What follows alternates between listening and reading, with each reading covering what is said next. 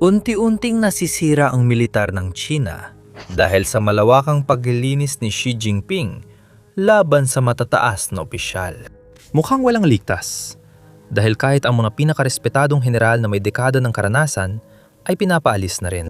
Naniniwala si Xi na makakatulong ito para magkaroon ng tapat, moderno at epektibong hukbo. Mali siya. Ayon sa maraming eksperto, winawasak ng kanyang mga ginagawa ang lakas at pagkakaisa ng militar. Ibinalik nito ang People's Liberation Army, PLA, ilang dekada sa nakaraan at inilubog ang sandatang lakas ng China sa krisis na maaring hindi nila malampasan. Kaya, para maintindihan ang kwento, unang tanong na dapat sagutin ay bakit? Bakit sa panahong pinalalakas ng China ang militar, itinatayo ang pinakamalaking hukbong dagat sa mundo at nagpapakita ng higit na kapangyarihan kaysa dati, ipapanganib pa ni Xi Jinping na ma-destabilize ang sarili niyang militar? Ang sagot, sa madaling salita, ay nauuwi sa kontrol. Noong 2017 sa ika-11 na Party Congress, inilatad ni Xi ang mga plano para sa pagtatayo ng isang tunay na world-class na puwersang militar.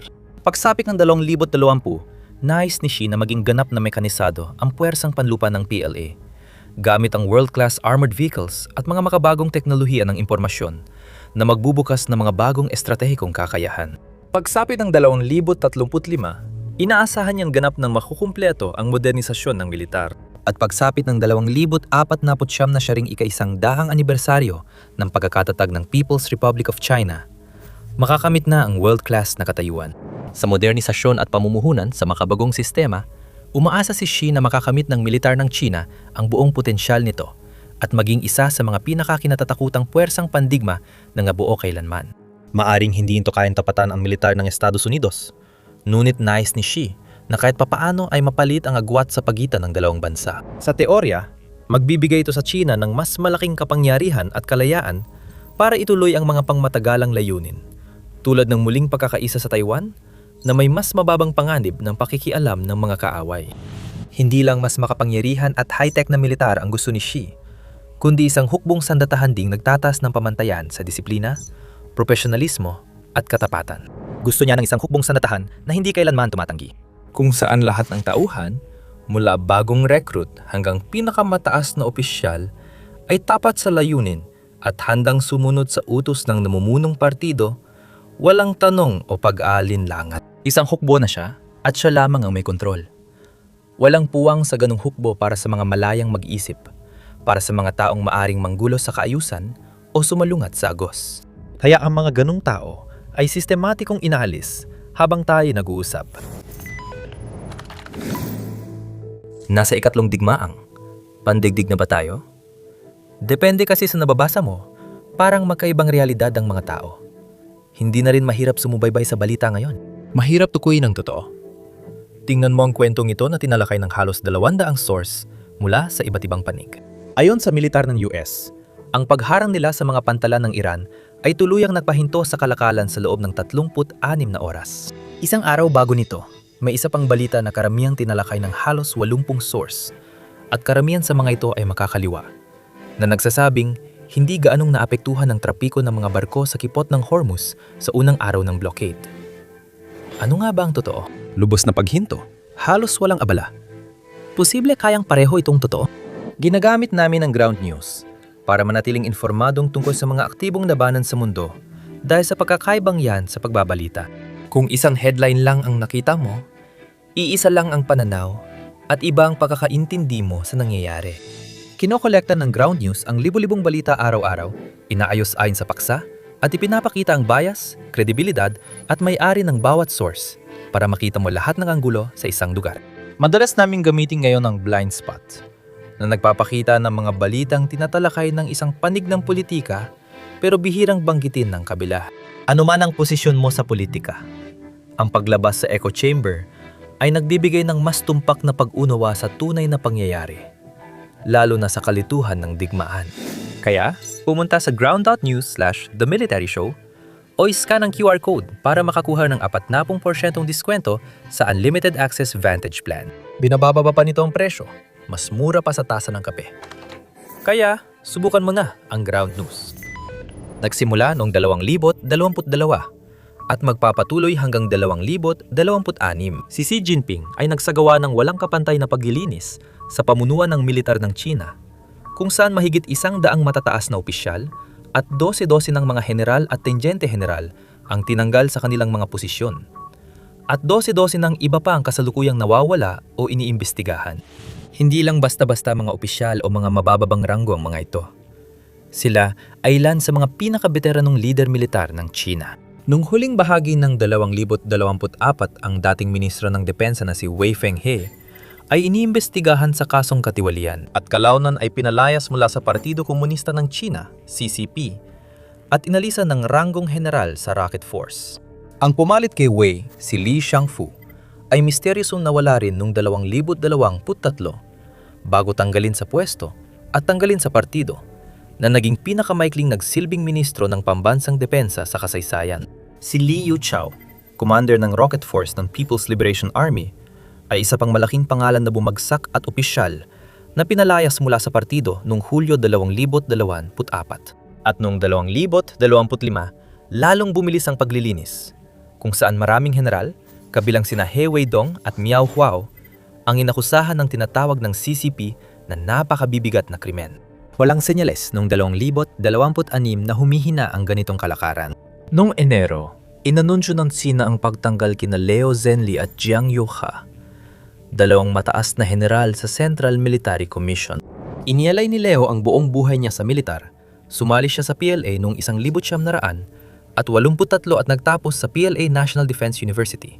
Makalipas ang 1 taon, nagpatuloy siyang mahalagang bahagi ng mga labanan ng China at Vietnam mula dekada 1980 hanggang 1990, isa kilala sa pagdepensa sa linya laban sa hindi bababa sa 36 na magkakahiwalay na pag-atake ng mga Vietnamese.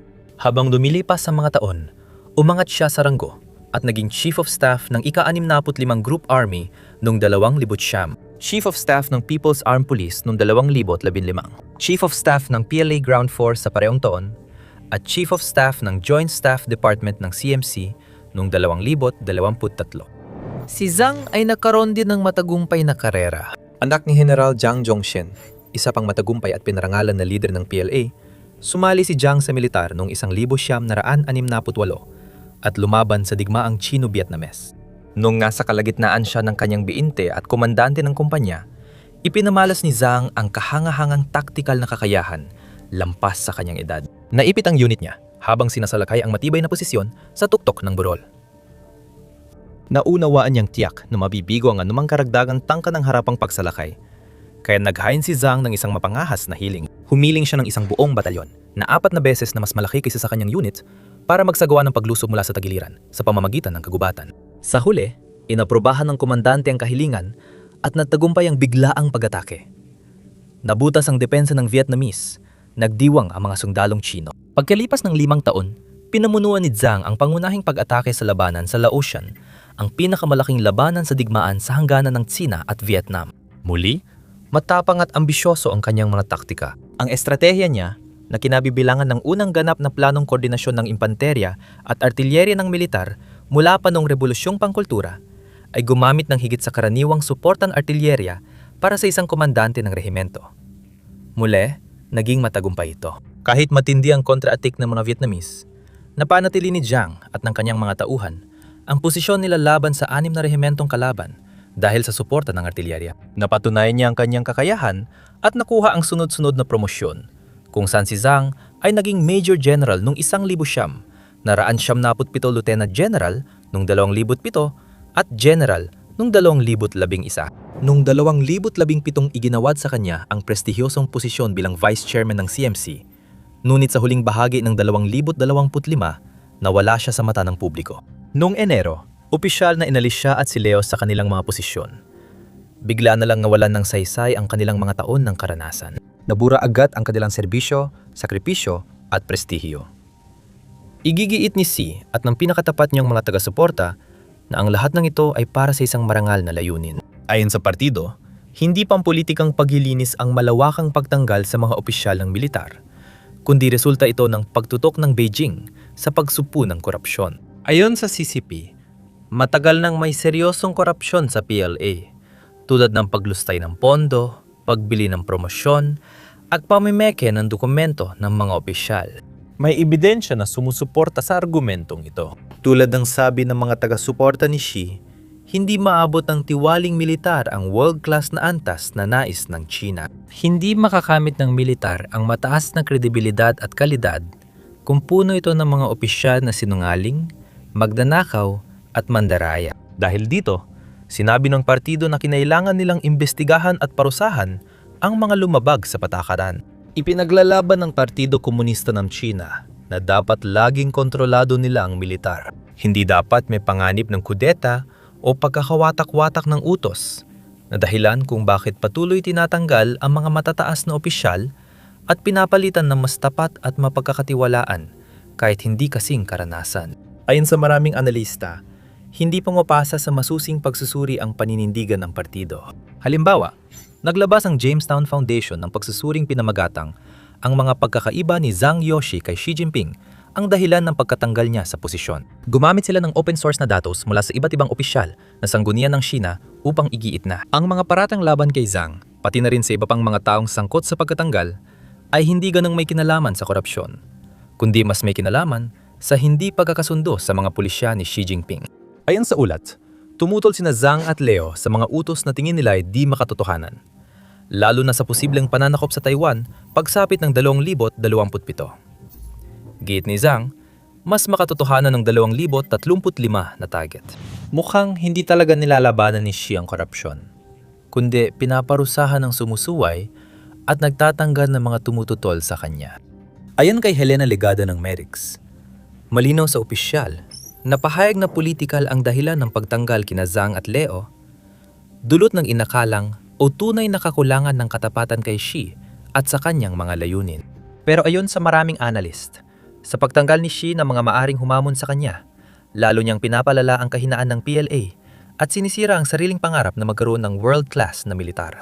Bago natin talakayin ito, ito ang dahilan kung bakit namin ginagawa ang The Military Show, para ipaliwanag kung paano gumagana ang kapangyarihan. Kung bago ka rito, mag-subscribe para hindi ka mag-miss ng updates. Sa unang tingin, parang sabay na tinatanggal ni Xi ang mga tiwaling opisyal at mga posibleng magpabagsak sa kanyang otoridad. Kung susuriin mong mabuti, lalabas ang tunay niyang layunin. Hindi lang siya tumatarget ng mga individual. Tinatarget din niya ang mga koneksyon, ang mga informal pero mahalagang network ng kapangyarihan na nag-uugnay sa iba't ibang tao at grupo sa loob ng militar, na kilala sa Chino bilang Guanxi. Ang ganitong mga network ay matatagpuan sa lahat ng militar sa mundo. Isa itong natural at halos di maiiwasang bunga ng takbo ng mundo ng militar. Halimbawa, ang mga sundalong sabay na ginlist at na-training sa isang pasilidad ay palaging nakakaroon ng pagkakapatiran. Madalas na ginagabayan ng mga nakatatas na opisyal ang mga pinaka-promising na tropa sa ilalim ng kanilang pamumuno at patuloy na nakikipag-ugnayan sa kanila kahit na mailipat pa sila sa ibang unit o lugar habang tumatagal ang kanilang karera. Ang mga taong magkasamang nagsisilbi ay kadalasang nagkakaroon ng ugnayan at handang tumulong sa isa't isa sa hinaharap. Kaya kahit nasa papel ay mukhang ang mga militar ay tumatakbo lang ayon sa ranggo, utos at formal na chain of command, may nakatagong antas din ng mga relasyon na nakakaapekto sa kung paano gumagana ang mga bagay. Totoo ito, lalo na sa militar ng China na malaki at komplikado, kung saan hindi formal kinikilala o nire-regulate ang Guanxi. Ngunit tahimik nitong hinuhubog ang buong sistema. Halimbawa, kung may problema ang isang sundalong Chino, maaaring iwasan niyang dumaan sa opisyal na proseso dahil sa abala at burokrasya. Pwede na lang siyang humingi ng payo sa dating commanding officer o kontakin ng mga dating kasamahan sa squad. Sa tingin ng mga tauhan, maraming benepisyo ang sistemang ito. Madalas na, mas mabilis at mas simple ito. Halimbawa, para sa mga miyembro ng militar na magkakakilala at natitiwala sa isa't isa na tulungan ang bawat isa nang hindi na kailangan dumaan sa sistema at sumailalim sa maraming antas ng papeles at proseso ng pag-apruba. Ang Guanxi ay nagpapalakas ng tiwala, pinapabuti ang komunikasyon, at binabalansi ang sobrang higpit at top-down na estruktura sa PLA. Sa katunayan, ayon kay Christopher Nye, isang fellow ng Jamestown Foundation at eksperto sa militar ng China, sa kanyang isinulat para sa War on the Rocks, sa China, ang pag-asa sa mga informal na koneksyon ang tunay na paraan ng isang opisyal para makagalaw sa loob ng sistema. Ganito nakakakuha ng promosyon? proteksyon sa politika tuwing iniimbestigahan, at nakikipag-usap para sa pamumuno sa labanan o prioridad sa bala. Ang mga Guanxi ay nagsasama para bumuo ng isang payaw na sistema, isang estruktura ng patronage na nagbibigay ng seguridad at yaman para gumana sa totalitaryong partido-estado. Dahil sa Guanxi, nagawa ni Jiang Yoshi humiling at makuha ang buong batalyon ng dagdag tropa at suportang artilyerya na gusto niya noong digmaang Sino-Vietnamese. Anak siya ng isang kilala at iginagalang na general. Meron siyang network ng mga koneksyon at humingi siya ng pabor mula sa mga taong nakakakilala sa pangalan ng kanyang ama. Habang tumatagal ang karera ni Zhang, ginamit niya ang koneksyon niya para makamit ang gusto niya. Habang nagsisilbi bilang commander ng Shenyang Military Region noong huling bahagi ng dekada 2000, pinangunahan niya ang isang programang pabahay ng militar na kinabibilangan ng paggamit ng mga lupaing pag-aari ng militar upang ayusin ang malalaking kontrata sa konstruksyon sa pagitan ng mga lokal na pamahalaan at mga komersyal na developer. Malaki ang pakinabang ng militar dahil nakakuha sila ng kinakailangang pabahay para sa libu-libong opisyal.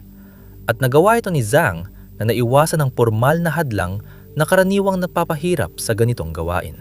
Marami pang kwento sa kasaysayan ng militar ng China kung saan ang personal na koneksyon ay tumulong sa mga tauhan na malampasan ng burokrasya o makamit ang di posibleng bagay kung sumunod lang sila sa mahigpit na patakaran.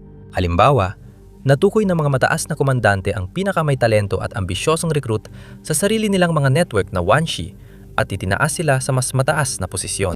Ginamit ng mga opisyal ang koneksyon nila para tumulong mula sa pagkuha ng armas hanggang koordinasyon ng mga departamente. Sabi ng ibang mapagduda, ang ganitong koneksyon ay nadudulot ng pagkiling o hindi pagkakapantay-pantay sa militar.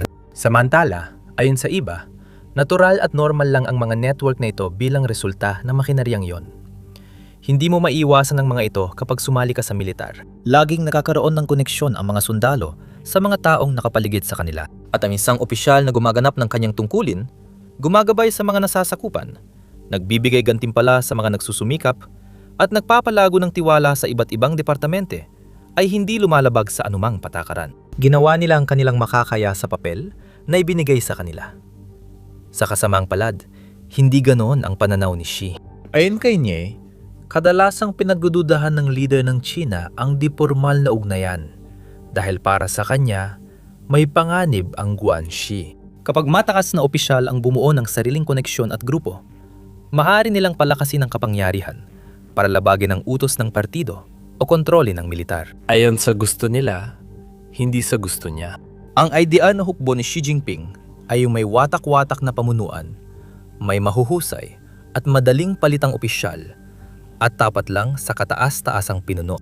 Ayaw niyang magkakonek sila o lumabag minsan sa patakaran para makatipid ng oras o magtulungan. Gusto niya ng sistemang maigpit ang regulasyon at predictable, kung saan lahat ng tauhan, anuman ang karanasan o posisyon, ay eksaktong sumusunod sa utos sa bawat pagkakataon. Kaya, inaalis niya ang mga taong hindi tugma sa pananaw niya at sinisira ang mga impormal na ugnayan. Malinaw na iniisip niyang tama ang hakbang na yun. Na yun lang ang paraan para makamit ang mga layunin niya. Sa totoo lang, malamang na mas marami pa itong nadudulot na pinsala kaysa kabutihan. Kapag tinanggal mo ang maraming matataas na opisyal ng mabilis, hindi lang silang nawawala, kundi pati ang mismong sistemang sila ang nagpapanatiling buo. Hindi ito mga mababang ranggo ng sundalo. Sila ay may dekada ng karanasan sa pamumuno at may napatunayang rekord ng husay at tagumpay sa pinakamataas na antas. Ang ganong karanasan at kasanayan ay hindi biglang dumilitaw. Walang handang kapalit para sa mga chief of staff na agad-agad lang mahahanap. Handa at kayang pumasok agad sa matataas na posisyon sa isa sa pinakamalalaking puwersang militar sa mundo. Para pamahalaan ang komplikadong operasyon, i-coordinate ang estratehiya ng iba't ibang sanggay at gumawa ng mga pasyang may kinalaman sa buhay at kamatayan sa ilalim ng pressure. Aktibo ni Xi iniimbestigahan, inaaresto, at pinapaalis ang kakaunting tao na kayang gampanan ng ganitong mga tungkulin ayon sa world-class na pamantayang hinahangad niya. At pinapalitan niya sila ng mga taong maaring mas tapat at malabong traidorin siya. Pero ngunit hindi man lang umaabot sa gayong antas ng tiwala, autoridad at respeto. Itinalaga ang mga bagong komander sa hindi nila pamilyar na posisyon, na mamana ang organisasyong di nila itinayo at team na ditiwala sa kanila at kailangang sumunod sa mahigpit na patakaran kung saan ang pagkakamali ay maaring sumira ng kanilang karera. Ano ang mangyayari pagkatapos nito? Nagiging sobrang maingat ang mga bagong kumander na ito. Kumikilos sila ng may matinding pag-iingat. Palaging natatakot na magkamali ng galaw, magsalita ng mali, o kahit makita lang nakasamang maling tao. Sinusuri nilang muli ang lahat, iniiwasan kahit ang pinakamaliit na panganib, at sinusunod ang bawat proseso ng eksakto, kaya unti-unting naapektuhan ang mas malawak na kulturang militar ng China. Sa huli, maaring dumating sa puntong inuuna na lang ng mga tauhan ang sarili nilang kaligtasan kaysa pagganap o kahusayan. Kapag nangyari yon, ang kapangyarihang nais ipakita ng China ay tiyak na magsisimulang gumuho. Dahil ang makabagong pakikidigma ay nangangailangan ng bilis, inisyatiba, at kakayahang gumawa ng matapang na desisyon. Ngunit ang China ay bumubuo ng isang hukbo na kulang sa lahat ng tatlong mahahalagang salik na yon. Isang hukbong mabagal, nag-aatubili at takot. Habang pinipili ni Xi ang landas na ito, lalo lang itong lalala. Habang nagiging mas disiplinado at tapat ang militar, posibleng malamang na maging mas hindi na rin ito tapat sa katotohanan. Mawawala ang totoong puna. Mapapatahimik ang tunay na mga tinig ng pagtutol. At wala ng mga taong handang magsalita at magsabi kung hindi maganda ang isang ideya o may kapintasan ng isang plano. Sa halip, magkakaroon si Xi ng hukbo ng mga sipsip na laging pumupuri at takot magpakita ng kahit konting pagtutol. Delikado ito dahil kung walang magsasabi ng totoo, maaring gumawa ang China ng malalaking desisyong militar base sa kasinungalingan. Habang tumitibay ang kumpiyansa niya sa kakayahan ng kanyang bansa, halimbawa, maaring maglunsad ng pag-atake si Xi sa Taiwan ng mas maaga kaysa inaasahan. Na maaring madaling maging mitsa ng mas malawak na labanan na magdadamay ng iba pang mga bansa mula sa iba't ibang panig ng mundo, kabilang ang Estados Unidos at Europa, at posibleng magpasimula ng pandigdigang digmaan na matagal nang sinusubukang iwasan ng mundo sa loob ng maraming dekada. Nangyari ito dahil sa kayabangan ng isang tao at ayaw niyang matanggap na may pwedeng umagaw sa kanyang kapangyarihan. Si Xi Jinping ay nais bumuo ng perpektong militar, isang puwersang moderno, disiplinado at tapat ng lampas sa nararapat. Ginagawa niyang lahat para makamit ito. Inalis ang mga karibal, pinapalakas ang awtoridad, at binabago ang sistema mula itaas. Sa pagtanggal ng sinasabing corruption, nawawala rin ang flexibility at tiwala dahil nasisira ang impormal na koneksyon. Sa paghingi ng katapatan, nababawasan ang pagiging tapat. At hindi agad halata ito habang may kapayapaan. Ngunit kapag dumating ang tunggalian, na halos tiyak na mangyayari, hindi na maitago ang pinsalang nagawa niya. Para malaman kung bakit hindi pa rin kasing lakas ng gusto ni Xi ang PLA, panoorin ang video na ito tungkol sa paglantad ng Japan sa mga kahinaan ng militar ng China. Panoorin ang video na ito para makita kung paanong madalas hindi natutupad na mga inobasyon ng China ang inaasahan, tulad ng depensa sa himpapawid ng Beijing na pumalpak sa Iran. Huwag kalimutang mag-subscribe sa channel para sa higit pang kaalaman at ulat sa mahahalagang usaping militar sa mundo.